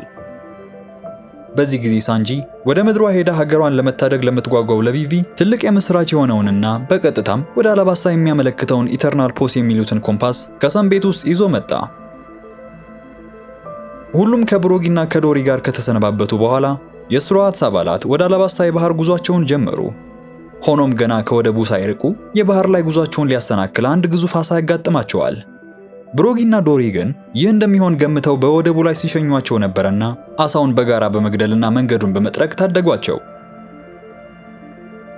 ጉዞ በደስታ ሲቀጥል ባልተጠበቀ ሁኔታ በናሚ ላይ የሆነ ችግር ይፈጠራል።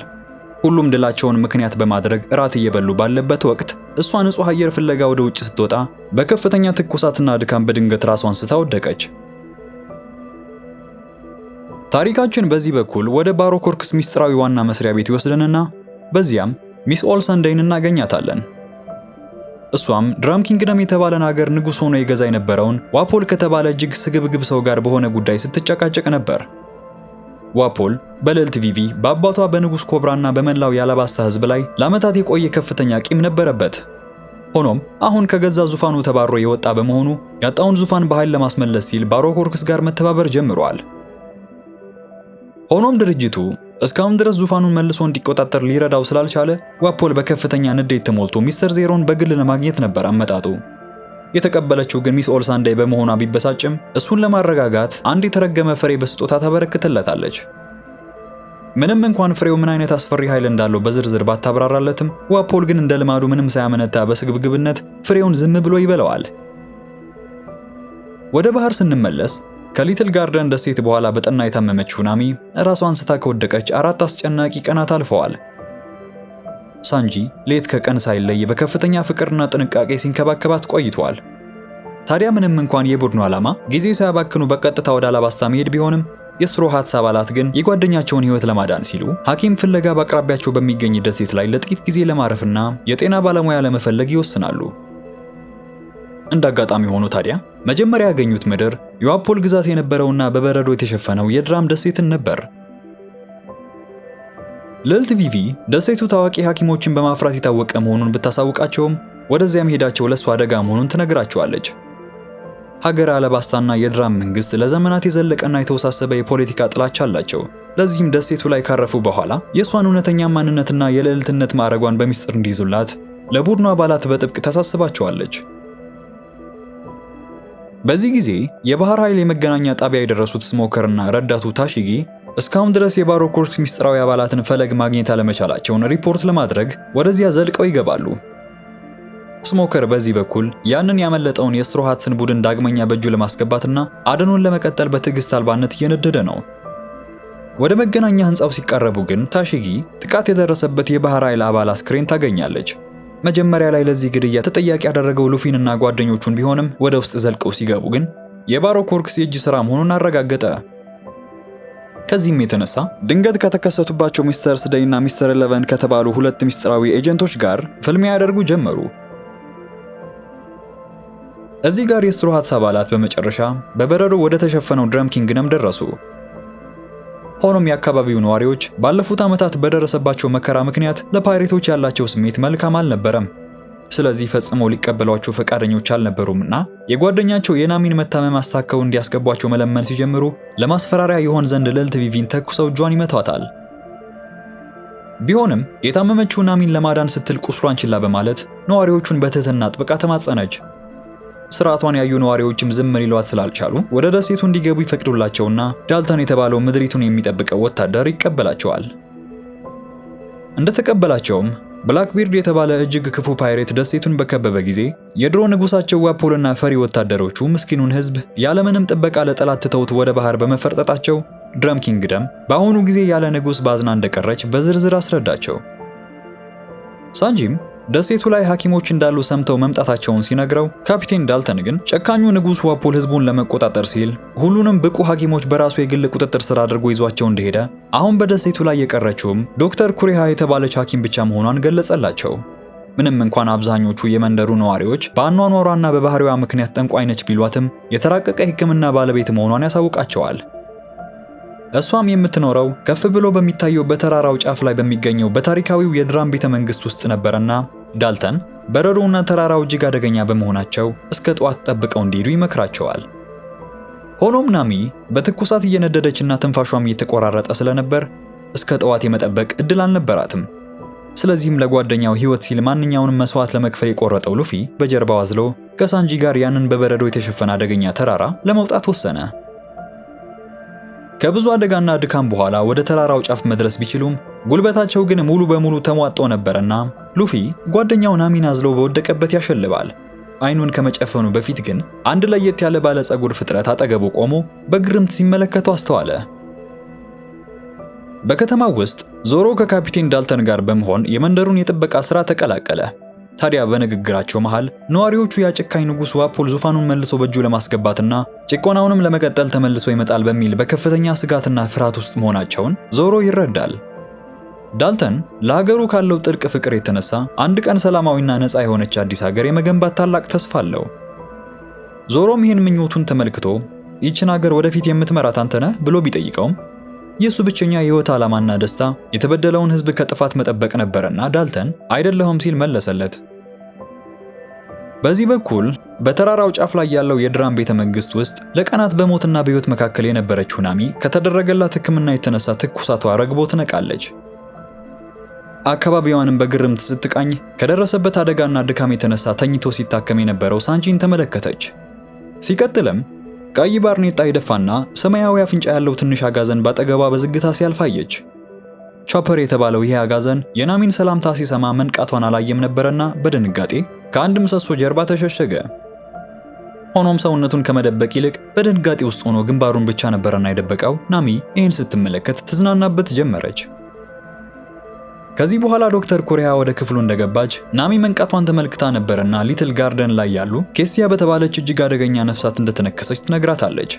ናሚም ህመሙ ጋብ ስላለላት ስለ ጓደኞቿ መጨነቅ በመጀመሯ ካልጓ ለመነሳትና ለመውጣት ብትሞክርም ዶክተሯ ግን ሙሉ በሙሉ እስክታገግም ድረስ ከቤተ መንግስቱ እንደማትለቃት ቁርጧን ነገረቻት። እሷ ይህንን የህክምና ሂደት እያብራራችላት ሳለ ፍል ውሃ ውስጥ የነበረው ሉፊ ነቅቶ እየጮኸ ወዳሉበት ክፍል ይመጣል። ጩኸቱ ሳንጂን እንኳን የቀሰቀሰ ነበር። ሐኪሟ በፍል ውሃ ውስጥ ያደረገችው ልታክመው ሳይሆን ቀቅላ ልትበላው የመሰለው ሉፊ ልክ እንደተረጋጋ ቾፐርን ከተደበቀበት ትጠራውና የተራበው ሳንጂን ምግብ ወደሚገኝበት ወጥ ቤት ወስዶ እንዲያስተናግደው ታዘዋለች። ይህ ትዕዛዝ ቾፐር ካለበት ምሰሶ ጀርባ እንዲወጣ ሲያደርገው ለሐኪሟ በትህትና ምላሽ ሰጥቶ መንገዱን ሲጀምር ሉፊ እንደ ሰው የሚናገርና በሁለት እግሩ የሚራመድ አጋዘን በማየቱ በግርምቱ ቆሞ አፉን ከፍቶ ይመለከተው ነበር። ታሪካችን ወደ ኋላ ከዓመታት በፊት ይወስደንና የድረም ኪንግደም የነበረበትን አሰቃቂ ዘመን ያሳየናል። በዚህ ጊዜ ከዕለታት በአንዱ ቀን በበረዶ መሃል ገጽታው የተቀየረው ቾፐር በቁጣ በተሞሉና ሊገሉት በሚፈልጉ የመንደሩ ነዋሪዎች እንደ አውሬ እየታደነ ክፉኛ ቆስሎ በጫካ ውስጥ ይሮጥ ነበር። ይህ ክስተት ነው ቾፐር ሰዎችን እንዲፈራና እንዲሸሻቸው ያደረገው። ከዚህ ልብ ሰባሪ ወቅት ወደ አሁኑ ጊዜ ስንመለስ ሉፊና ሳንጂ አሁንም በቾፐር እንደ ሰው የመናገር ችሎታ ተገርመው እንመለከታቸዋለን። እንዲያውም እስቲ ደግመ ተናገር እያሉ በጉጉት ደጋግመው ሲሞግቱት አይናፋሩና የሰው ፍርሃት ያለበት ቾፐር እነሱን ሽሽት ወደ ጥግ ሄዶ ይደበቅ ነበር። ነገሩ የተቀየረው ግን ሉፊ በአቅራቢያው ያለውን አንድ ሳጥን ከፍቶ በውስጡ በጥንቃቄ የተቀመጠውን የፓይሬት ባንዲራ ለመንካት እጁን ሲዘረጋ ነው። በዚህ ቅጽበት ቾፐር ዝምታውን በመስበርና ሳጥኑን በኃይል በመዝጋት እጃችሁን ከባንዲራው ላይ አንሱ ሲል ያስጠነቅቃቸዋል። ከዚያም የተነሳ ያ ጥቁር ጨርቅ ለቾፐር ተራ ምልክት ሳይሆን ትልቅ ትርጉም ያዘለ ንብረት መሆኑን ተረዱ። ቆየት ብሎም ሉፊ ሳንጂና ናሚ ከዶክተር ኩሪያ ጋር እያወሩና እራት እየበሉ ሳለ ዶክተር ኩሪያ ስለ ቾፐር ያለፈ ታሪክና እንዴት እንደተገናኙ በዝርዝር ታጫውታቸው ጀመረች። ምስኪኑ ቾፐር ዶክተር ሂሪሉክ ከተባለ ደግ ሐኪም ጋር እስኪገናኝ ድረስ በሰዎችና በገዛ ፍጥረቶቹ ተገፍቶ የሚኖር ብቸኛ ፍጡር ነበር። ይህ ሁሉ ግፍ የተፈጸመበት ደግሞ በድራም መንግስት ውስጥ የሐኪሞች አደን ይካሄድ በነበረበት ወቅት ነው። ስግብግቡ ንጉስ ዋፖል እያንዳንዱ ሐኪም ለሱ የግል ፍላጎት ብቻ እንዲሰራ እምቢ የሚለውን ደግሞ ለሞት ቅጣት ተላልፎ እንዲሰጥ በጥብቅ አዞ ነበር። በዚህም ምክንያት አብዛኛው የደሴቱ ነዋሪ ተገቢ ሕክምና እርዳታ አጥቶ ለበሽታና ለሞት ተዳረገ። ተስፋ የቆረጡት ነዋሪዎችም ከሁሉ በሽታ ፍቱን ነው የተባለ አፈ ታሪካዊ እንጉዳይ ፍለጋ የሞት ሸለቆ ተብሎ የሚጠራው መገኛውን እስከ ማሰስ ድረስ ደርሰው ነበር። ታዲያ ከዚህ ሐኪሞች አደን ማምለጥ የቻሉት ኩሪያና ሂሪሉክ ብቻ ነበሩ። ዶክተር ሂሪሉክ ግን ተደብቆ ከመኖር ይልቅ የታመሙ ወገኖቹን ለመታደግና ለሁሉም በሽታ ፈውስ የሚሆን መድኃኒት ለማግኘት የህይወት ዓላማው አድርጎ ተነሳ። ከዕለታት በአንዱ ቀን ግን ያደግ ሐኪም ዶክተር ሄሪ ሉክ በገዛ አካሉ ላይ የሚሰራጨው በሽታ ይጸናበትና ለሞት መቃረቡን ይረዳል። ሆኖም ግን ምስኪኑ ቾፐር የሱን መሞት አይቶ ልቡ እንዳይሰበርና የራሱንም ህይወት መምራት እንዲችል በማሰብ በጭካኔ ከቤቱ አባረረው። ከቤቱ የማይርቀው ቾፐር ግን የአባቱን ፍቅር መርሳት አልቻለምና አንድ ቀን ከኩሪሃ ጋር እንደታመመ ሲያወራ ይሰማል። ከዚህም የተነሳ ቾፐር ላሳደገውና ከነማንነቱ ለተቀበለው ሰው መድኃኒት ለማግኘት ሲል ማንኛውንም በሽታ ይፈውሳል የተባለውን ብርቅዬ እንጉዳይ ሊያመጣለት ቆረጠ። በዚያም ብርቱ ውጊያንና መከራን ካሳለፈ በኋላ አካሉን በቁስል ተሞልቶ ያንን እንጉዳይ ይዞ ወደ ዶክተር ሄሪ ሉክ በታላቅ ኩራት ተመለሰ። ቾፐር ለሕክምናው ዓለም ገና አዲስ በመሆኑ ያ በስዕል መጽሐፍ ላይ ያየው እንጉዳይ በእውነቱ ፈዋሽ ሳይሆን ገዳይና መርዛማ መሆኑን አላወቀም ነበር። ዶክተር ሄሪ ሉክ የሕክምና ሊቅ ስለነበረ ግን ቾፐር ያመጣለት እንጉዳይ መርዛማ መሆኑን ቢያውቅም የዚያን ምስኪን አጋዘን ልብ እንዳይሰበርና ያደረገውን ተጋድሎ ከንቱ እንዳያደርግበት በማሰብ እያወቀ ያዘጋጀለትን ሾርባ እስከ መጨረሻው ጠብታ ጠጣው። እንደጨረሰም ወደ ቤተ መንግስቱ በመሄድ የታሰሩትን ሐኪሞች ማከም አለብኝ በማለት ወደ ንጉሱ ወጥመድ ለመግባት ትጥቁን አሟልቶ ተነሳ። ብዙም ሳይቆይ ዶክተር ሄሪ ሉክ ጨካኝ ንጉሱ ዋፖል በፈጠረው ተንኮል ወጥመድ ውስጥ ቢገባም ለህዝቡና ለነጻነት ሲል በድራም ቤተ መንግስት ውስጥ ራሱን መስዋዕት ያደርጋል። ቾፐር በዶክተሩ መስዋዕትነት በታላቅ ሐዘን ቢሰበርም ዶክተር ኩሪሃ ያንን ብቸኛ አጋዘን ተረክባ የአባቱን ኑዛዜ በመፈጸም የተራቀቀ ሐኪም እንዲሆን ለዓመታት ታሰለጥነው በመኖሯ የሄሪ ሉክ ሁሉም ፈዋሽ መድኃኒት የማግኘት ህልም ሳይሞት ይቀራል። ሉፊ የነገሩን ጥልቀት ተረድቶ ቾፐርን ለማነጋገር ሄደ። የጓደኛውን ክብር ለመመለስ በሚል ሁኔታም ሳጥኑን ከፍቶ ያንን ታሪካዊ ባንዲራ ያወጣዋል። እንዲህ ያለ ትልቅ ዋጋ ያለው ንብረት ሆኖ ሳለ በሳጥን ውስጥ ተደብቆ መቆየት እንደሌለበት ካስረዳው በኋላ ዓለም እንዲያየው በኩራት ሊሰቀል ይገባል በማለት በክፍሉ ግድግዳ ላይ ከፍ አድርጎ ሰቀለው። ቾፐር በመጀመሪያ በሉፊ እንግዳ የሰውነት መለጠጥ ችሎታ ተገርሞ ሳያበቃ የአባቱ ምልክት በክብር ተሰቅሎ ሲያይ በውስጡ ከፍተኛ የምስጋናና የኩራት ስሜት ተሰማው። ያን የነበረ በሁለቱም መካከል የወዳጅነት ትስስር መፈጠር የጀመረው። ይህ በእንዲህ እንዳለ ግን ጨካኙ ዋፖል ወታደሮቹን ይዞ ወደ ምድሪቱ ይመለሳል በሚል ጭንቀት በደሴቱ ነዋሪዎች ላይ ያለው ድባብ በተቃራኒው አስፈሪ ነበር።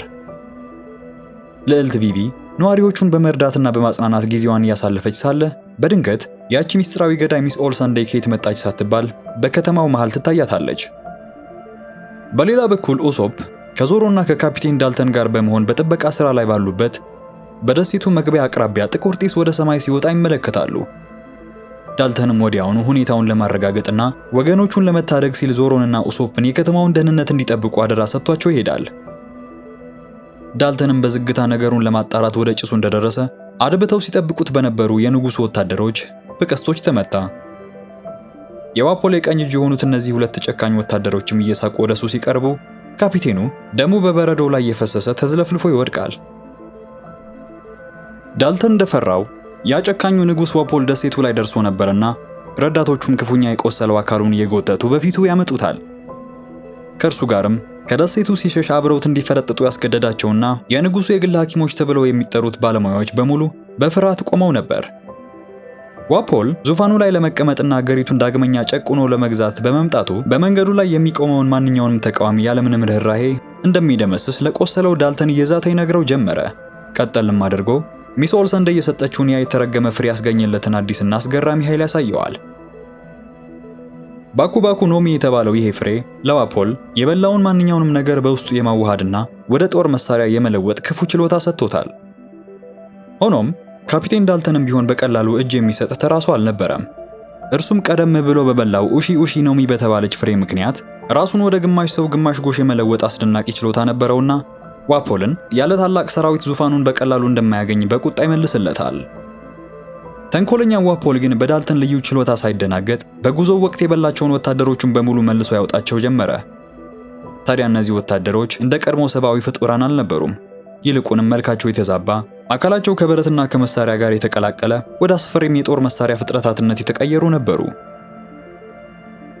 በዚህ በኩል ልዕልት ቪቪ የንጉሱ ኃይሎች ወደ ከተማው በአስፈሪነታቸው እየገሰገሱ መሆኑን ተስፋ እንዲቆርጡ ከምትወተውታቸው ከሚስ ኦልሰንዴይ ስትረዳ፣ ሰይፈኛው ዞሮና ኡሶፕም የጠበቃው ማማ ላይ ሆነው የጠላት እንቅስቃሴን በትኩረት ተመለከቱ። ይህን ጥቃት ያልሰሙት የተቀሩት ጓደኞቻቸው እንዲሰሙና የጋራ መከላከል እንዲያደርጉ በማለት ቪቪ ኡሶፕ በሰራላት መሳሪያ ተወንጭፋ ወደ ተራራው ጫፍ ታቀናለች። ልዕልቲቱ ቤተ መንግስቱ ደርሳ ለስትሮ ሃትስ አባላት ያለውን አደገኛ ሁኔታ በዝርዝር ካስረዳች በኋላ ሁሉም በአንድነት ሆነው ጓደኞቻቸውን ለመርዳትና ነዋሪዎቹን ከጭቆና ለማላቀቅ ከተራራው ለመውረድ ወሰኑ። ቾፐር በዚህ በኩል ምንም እንኳን በከተማው ህዝብ ሲገፋ ቢኖርም ዶክተር ሂሪሉክ ባስተማረው መሰረት ግን ቂሙን ወደ ጎን ትቶ በውጊያው ሕክምና የሚያስፈልጋቸውን ለመታደግ ከቡድኑ ጋር ለመሄድ ይወስናል። ዶክተር ኩሪሃም መጀመሪያ ላይ ደህንነቷን ለመጠበቅ ስትል ዕቃዎቿን ጠቅልላ ለመደበቅ አቅዳ የነበረ ቢሆንም በጫካ ውስጥ የቆሰለው ዳልተንን ካገኘችው በኋላ ግን ሐሳቧን በመቀየር የድራምን ክብር ለመመለስ ፍልሚያውን ለመቀላቀል በቆራጥነት ወሰነች። ስለዚህም ኡሶፕ፣ ዞሮ፣ ዳልተን፣ ዶክተር ኩሪሃና ቆራጦቹ ነዋሪዎች ከዋፖል ወታደሮች ጋር ከተማውን አሳልፈው ላለመስጠት እልህ አስጨራሽ ጦርነት ማድረግ ጀመሩ። ቪቪና ሌሎቹ ወደ ታች ለመውረድ እየተዘጋጁ ባለበት ግን ተንኮለኛ ዋፖል በድብቅ ሾልኮ ወደ ቤተ መንግስቱ በመግባቱ እቅዳቸው ተስተጓጎለ። ሉፊና ልዕልት ቪቪ በአንድ የቤተ መንግስቱ ክፍል ውስጥ ከዋፖል ጋር ፊት ለፊት ሲጋጠሙ፣ ሳንጂና ቾፐር ደግሞ በሌላኛው ክፍል የንጉሱን ረዳቶች ለመርታት በብርቱ ሲዋጉ ነበር። ሉፊና ቪቪ ከዋፖል ጋር በነበራቸው ግብግብ በመጀመሪያው ዙር ያሸነፉት መስሏቸው የነበረ ቢሆንም ሳንጂና ቾፐር ሁለቱን ታጣቂዎች ያስወግደው ልክ ከነሱ ጋር እንደተቀላቀሉ ብዙም ሳይቆይ ያ ስግብግብ ንጉስ በድጋሚ ይነሳል። ስለዚህም ለአንድና ለመጨረሻ ጊዜ ዋፖልን ከቤተ መንግስቱ ለማስወገድ ሁሉም በጋራ ሆነው ሊፋለሙት ይዘጋጃሉ።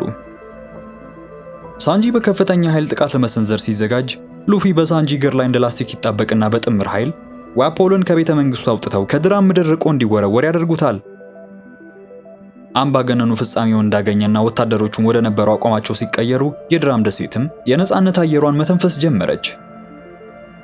ያ አስከፊው የአምባገነኑ ንጉስ የዋፖል የጭቆና ዘመን ሲያከተምና ሀገሪቱም ሰላሟን እንዳገኘች ዳልተን፣ ዶክተር ኩሪሃ፣ ኡሶፕና ሰይፈኛው ዞሮ ወደ ተራራው ጫፍ ያመራሉ። በዚያም ከቀሩት የቡድኑ አባላት ጋር እንደተቀላቀሉ የደሴቱ አዲሱና ህጋዊ መሪ ሆኖ በይፋ የተሾመው ዳልተን ምድሩን ከጥፋት ስለታደጉና ለህዝቡም ተስፋውን ስለመለሱ የስትሮ ሃትስ አባላትን በታላቅ አክብሮት ምስጋናውን ያቀርብላቸዋል። በዚህ መሃል ነበር ታዲያ ሉፊ ሳይጠበቅ ወደ ትንሹ ሐኪም ቾፐር ቀርቦ ጓደኛችን ሆን በማለት የቡድን አባል እንዲሆን የጋበዘው። ቾፐር መጀመሪያ ላይ ሰዎችን ካለመላመዱ የተነሳ ጥቂት ቢያመነታም በሉፊ ቅንነት ተሸንፎ ወዲያውኑ ሐሳቡን ይቀይርና የምስራቹን ለመንገር ብሎም ለመሰናበት ወደ ዶክተር ኩሪሃ ሮጠ። ሆኖም ኩሪሃ ትቷት በመሄዱ ፈጽሞ ደስተኛ አልነበረችምና መለየት እየከበዳት አንዳንድ ጠንከር ያሉና የሚያበሳጩ ቃላትን ተናግራ ተሸኘዋለች። ቾፐር መሄድ እንደሚፈልግና የራሱን ዓለም ማየት እንዳለበት አስቀድማ የምታውቀው ኩሪሃ ለጉዞ የሚያስፈልገውን የሕክምና መሳሪያዎችን በሙሉ በተሳቢው ላይ ዝግጁ አድርጋ ተጠብቀው ነበር። ከዚህ በኋላ የስትሮ ሃትስ አባላት አዲሱ ሐኪማቸው ቾፐርን ይዘው ወደ መርከባቸው እንደተመለሱ ቀጣይ መዳረሻቸው ወደ ሆነችው የአላባስታ ምድር ጉዞ ጀመሩ። ይህ በእንዲህ እንዳለ ዶክተር ኩሪሃ የዛን ያረፈው የዶክተር ሂሪሉክ የሰውን ልብ ለማዳንና በሽታንም ለማጥፋት ለዓመታት ሲቀምረው የኖረውን ሚስጥራዊ ዱቄት በአዲሱ መሪያቸው በዳልተን አማካኝነት ወደ ሰማይ እንዲበተን አደረገች። ዱቄቱ ከሰማይ ከሚወርደው ነጭ የበረዶ ቅንጣቶች ጋር ሲገናኝ መላው አካባቢው በአንድ አፍታ ወደ ደማቅ ሮዝ ቀለም ተቀየረ። በቀዝቃዛው የክረምት ሰማይ ላይ በሚሊዮኖች የሚቆጠሩ አበቦች ፈክተው የሚረግፉ እስከሚመስል በህዝቡ ዘንድ ላይን የሚማርክና ደስታን የሚያመነጭ እይታን ፈጠረ። ይህም ክስተት የሂሪሉክ የህይወት ዘመን ህልም በመጨረሻ እውን መሆኑንና ደሴቲቱ ከበሽታዋ መፈወሷን የሚያሳይ ታላቅ ምልክት ነበር። ቾፐርም ከመርከቧ ወለል ላይ ሆኖ ይህን አስገራሚ ትዕይንት ሲመለከት የሚወደው የአስተማሪውንና የአባቱን ሥራ ተመልክቶ በከፍተኛ ስሜት አነባ። በማግስቱ ቡድኑ በሰላማዊው ባህር ወደ አላባስታ ጉዟቸውን በቀጠሉበት ልዕልት ቪቪ እስካሁን ስላደረጉላት ያልተገደበ እርዳታና መስዋዕትነት ከልብ አመስግና ተልዕኮ አብቅቶ ከተለያዩ በኋላ ጓደኝነታቸው በጣም እንደሚናፍቃት በሐዘን ትገልጽላቸዋለች። ሆኖም የቡድኑ መሪ ሉፊ ወዲያውኑ ንግግሯን ያቋርጣትና አሁን በይፋ የስትሮ ሃትስ አባል በመሆኗ ያንን ባሮኮርክስ የተባለ ክፉ ድርጅትን ደምስሰው አላባስታን ከጥፋት እስኪያድኑ ድረስ የትም እንደማትሄድና እንደማይለዩት ያሳውቋታል። ልዕልት ቪቪ በጓደኞቿ ውሳኔ እጅግ ተገርማ በድጋሚ ምስጋናዋ እንዳቀረበች እሷና ታማኙ አገልጋዩ የነበረው ኢጋራም በድርጅት ውስጥ በሚስጥር ሲሰልሉ የደረሱበትን የሚስተር ዜሮን እውነተኛ ማንነት የምትገልጽበት ወሳኝ ጊዜ እንደደረሰ ትነግራቸዋለች። ሆኖም ልክ ስሙን ካንደበቷ ልታወጣ ስትልና እውነቱ ሊጋለጥ ሲል ታሪካችን ወደ ሚስጥራዊው የባህር ኃይል የመገናኛ ጣቢያ ይወስደናል።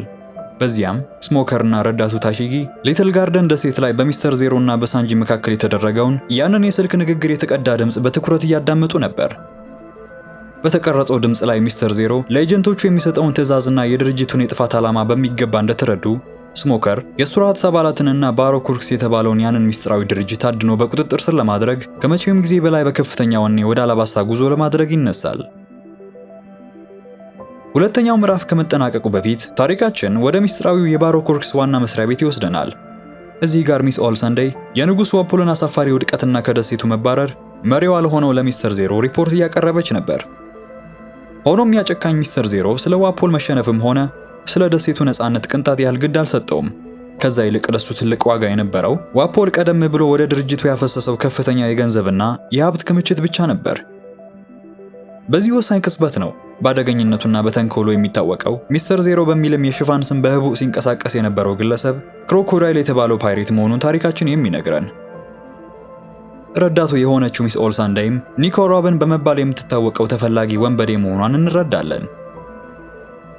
ክሮኮዳይል እና ኒኮ ሮቢን የሱራሃትስ ቡድን ወደ አላባስታ የመጨረሻ ጉዟቸውን እያደረጉ እንደሆነ ሲረዱ እዛ እንደደረሱ እንዲቀበሏቸውና ተስፋቸውን እንዲያጨልሙባቸው የድርጅቱን ከፍተኛ ኤጀንቶችን በሙሉ ወደ አላባስታ ቀድመው ይልካሉ።